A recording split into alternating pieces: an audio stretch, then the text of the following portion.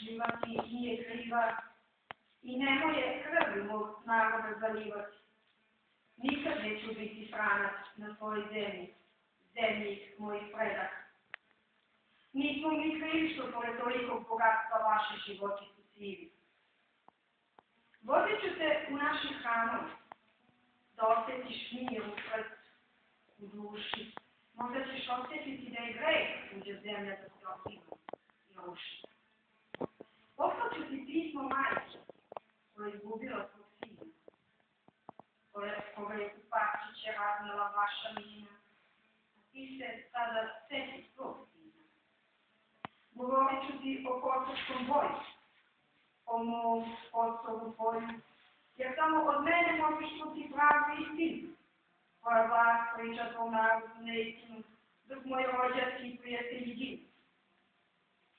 Zar tu rače vlasta prava? Zar se ne zapitaš otkud u tvojoj zemlji toliko poplava? Ugostit ću te uvek Franče, samo nam ne pomere granice, ne pretvare naše kuće u klanice. Nemaju naše majke više maramice, ne lete više iznad postava polja ptice, krila su slomljeni nato avioni i prekreno zvoni, ali da više ne zvoni. Gde su sada Srbi pognani? Kako teku njihovi dani, kada znaju da neprijatelj njihovu zemlju u srce rani? Ko će da je odbrani kada je svaka druga glava zavijena u crnoj marami? Ugostit ću te Franče, samo ne deli moju zemlju parče po parče, na kojoj gore cveće naše dece.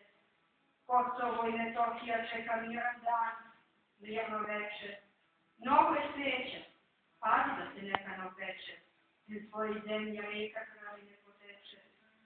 Ne zaboravi da je tu Lazareva glava pala, da se njegova i danas slavi.